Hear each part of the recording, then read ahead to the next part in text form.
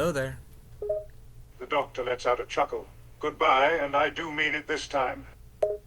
Hey, whoa, I just, Doc, I'm back. I know time works funny, but we've had a lot of times passed since you last saw me. Like, a lot of time. We've had adventures. Harry's safe. Everything's groovy, man. The doctor's expression brightens as he sees you. Oh, yes, good to see you. He grins, crossing his arms. So you took my advice, did you? You convinced the 12th to quit smoking pot? We tried, and frankly, I don't know what to do. We had like a 10-week bender. We got so high, 2.5 months passed, and I told him I was going out for some some snacks, munchies, and I thought I'd come visit you and get some tips. How do I get out of that now? We've just been on such a bender. The doctor rubs his forehead, letting out a weary sigh. Yes, I do know what you mean. He thinks for a moment, trying to come up with a solution. Well, I suppose the best thing to do is wean him off the stuff. We'll have to find a way to get him to smoke less.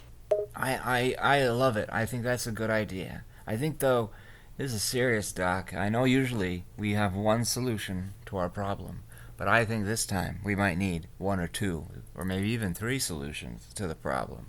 For example, maybe we wean him off by hear me out, replacing some of the marijuana that he's got. It's all flour. Replace it with, fake marijuana or stuff like that. And then when he smokes it, you won't be getting that THC. And that's how we could wean him down a bit. The doctor gives it some thought, then nods. Yes, we could replace some of his buds with something else. The problem is, if he's as addicted as you say he is, he'll be able to tell the difference. Maybe. Although I've got to tell you, I've gotten pretty good at it because the only way I could stay alive for the last 2.5 months with him was by doing this process myself. That way he thought I was smoking a lot, but I really wasn't. You know what I mean? The doctor rubs his forehead, letting out a tired sigh. Yes, I think I understand. So you've essentially been acting stoned for the last 2 months in order to keep up the lie? Well, I'll be honest with you, even if it was just the secondhand smoke or the contact high from that guy, it would have been a rough few months. The doctor rubs the bridge of his nose, shaking his head. But I think you're underestimating the 12th's addiction. He's quite hooked, if I understand you correctly. I got an idea. You remember that guy? Well, he wasn't a guy. He was a guy. His name was Count Carlos Scarlioni, but he was actually Scaroth, the last of the Jagoroth. You remember that jerk?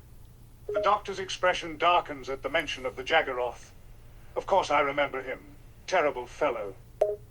Oh, just a terrible fellow.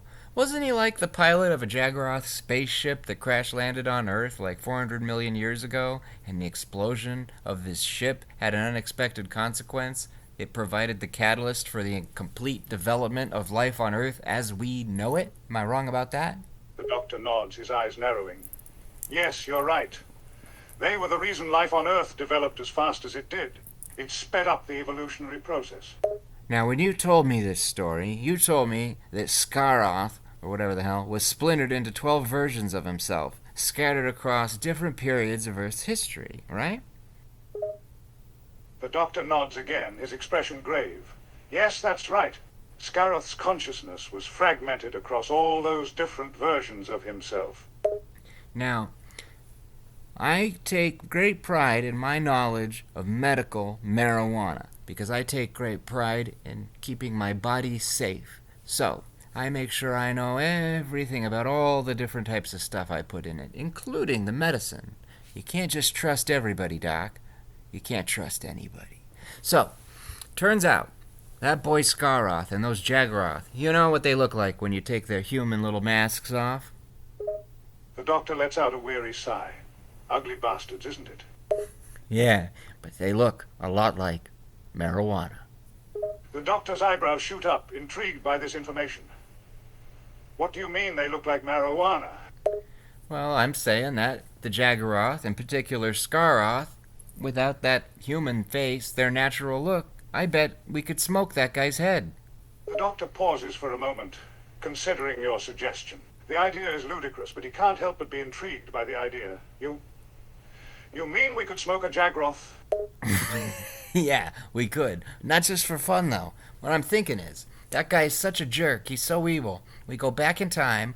We go to all the different 12 places where he's splintered. That's like 12 different types of weed. We collect it all. We pack it into one big, massive, insane bong. We take it to the 12th Doctor, and maybe it'll just blow his mind enough for him to finally see that he shouldn't do this anymore. And maybe he'll ease up on the marijuana and quit. What do you think? That's my plan. The Doctor ponders your suggestion, tapping his chin in thought. Smoking a Jagoroth, eh? It's absurd, but maybe that's the point. It just might be insane enough to work. Now the question is, he's expecting me to come back with, snacks and stuff real quick. So how fast do you think we can go capture a Jagoroth, chop its head off, and then, cut it up into flour so we can, execute this operation? The Doctor grins, feeling the excitement of a new adventure growing. Oh, we could do it pretty quickly, I'm sure. Jagoroths are quite easy to find. The problem is they're quite vicious, but I'm sure we could take one down. Hey man, I'm a veteran. I was in the Space Wars. Hey, what side were you on in the Space Wars? The good guys or the bad guys? The Doctor smiles, amused by this question. You see, the funny thing is, in the Space Wars, both sides are the bad guys. There really are no good guys and bad guys, just different kinds of bad. I don't know, that sounds like a lot of bad guy talk to me. The Doctor shakes his head, letting out a small chuckle. No, that's not what a bad guy would say. A bad guy would claim to be a good guy. They might call themselves the Alliance. To make everyone think that they're the good guys, but they're not. Neither of the sides are. I don't pick sides. In fact, I hate whole war concepts. Okay, I get it. All right, but you're a good guy, right? The Doctor gives a sly smile, amused by the question. Well, it's funny you say that. I suppose, all things considered, I'm closer to a good guy than a bad guy. All right, well, I can work with that. I don't want to deal with any bad guys. Bad guys are bad. The Doctor laughs, amused by your concern. Oh, I'm very much the same way, my friend. I hate going on adventures with bad guys. They're always so nasty. Amen. You said it, brother. All right, let's go capture a Jagoroth so we can smoke him. The Doctor lets out a laugh at your determination, amused by your enthusiasm. All right, then. Let's go capture a Jagoroth. Wow, Doc. I can't believe you captured that Jagoroth so quickly and so eloquently. You're like a graceful animal when you fight. The Doctor gives you a sly smile, amused by your praise. Why, thank you. All that time practicing Venusian Aikido, I suppose. Mm-hmm. Yeah, you kept saying that. What is that? Oh, yeah, that's your space karate. The Doctor grins, his eyes gleaming with excitement as he explains. Not quite space karate, Venusian Aikido. A much more complex system of self-defense. One of the deadliest and effective fighting methods in this universe. It relies primarily on leverage. Alright. Sounds like what a lawyer might use if he was into karate. But that's like a horrible thought. A lawyer that knew karate. There's no way to beat him. You ever gone up against a villain like that? Laughs at the idea of a karate lawyer. Oh, I've run into a few villains like that.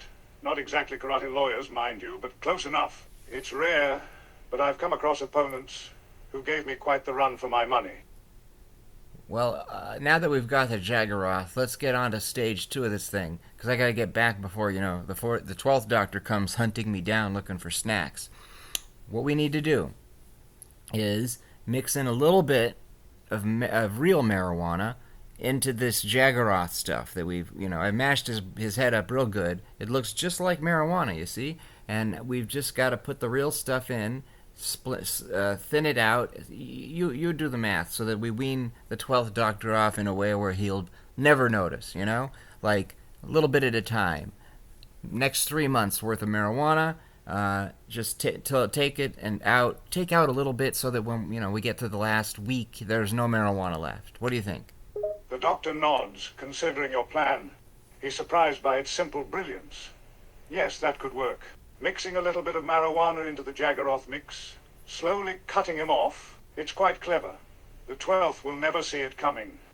All right. While you do that, oh wow, you're using an atelier. I didn't know you knew how. You have an atelier in the TARDIS. The doctor smiles. Of course I do. I've got everything in here. I can access any kind of drug I need from the TARDIS. Here, let me go ahead and mix this down. I know a bit about drugs myself. You know, I was a hippie once.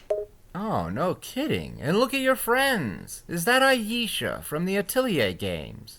And it's the Shalleys. They're all helping you, Doctor, around the Atelier. You're cooking up something wonderful. The doctor grins as he begins mixing, amused by your observations. Yes, the Shalleys are a helpful bunch. Good-natured, easygoing, always up for a little fun. Good to have them around. Yeah, all right. Okay, let's use your sonic screwdriver to make sure that this 3-month supply of marijuana is potent for the first month and then slowly decreases in potency over the course of 3 months. That's our only hope. Okay. The doctor nods, his smile fading to a focused expression as he concentrates on getting the dosage correct with the sonic screwdriver. He's determined to get it right so that this works as well as possible. I think you did your best. All right, I'm gonna. What type of snacks? I should have asked. I should know what the 12th Doctor likes. That's how much pot we've been smoking. I just can't remember. I know your answer would be jelly babies, but they don't make those anymore. We're gonna have to find something more modern. Maybe a 1-bar. I don't know. I'll go to Circle K, see what they got. I'll stuff it in a bag, go back to the 12th Doctor, and give him this pot, and we'll see what we can see. The doctor considers your question for a moment, rubbing his chin in thought, then snaps his fingers. Oh, I've got a good idea. Get some Pocky. The 12th, he'll love it. Oh, men's Pocky from China. Yeah, you bet. I'll get him some of that stuff. That's good. The doctor grins, pleased that he could make a helpful suggestion. Yes, he'll love it. Well, best of luck. Be on your way then. And thank you for helping me with this. I've no doubt this plan will work. Hey, real quick question. Do you think that women can have men's Pocky? The doctor smiles, amused by your question. Of course girls can have Pocky. Why wouldn't they be able to? Well, because the name, the brand is men's Pocky. I was always confused by that. The doctor shakes his head. Nah, it's just a name.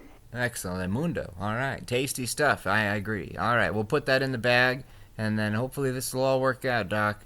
And I'll give you a full report when I come back. Wish me luck, will you? I hope I come back alive. The doctor gives you a reassuring smile. You'll be fine. You and the 12th go way back after all. Just do what you always do to keep him in check, and you'll be all right. Go straight to feeding him Pocky. We're gonna become Pocky fiends. All right, buddy. I will see you soon. All right. Love you, Doc. The doctor grins, feeling a fondness for you. Love you too, mate. Take care of yourself.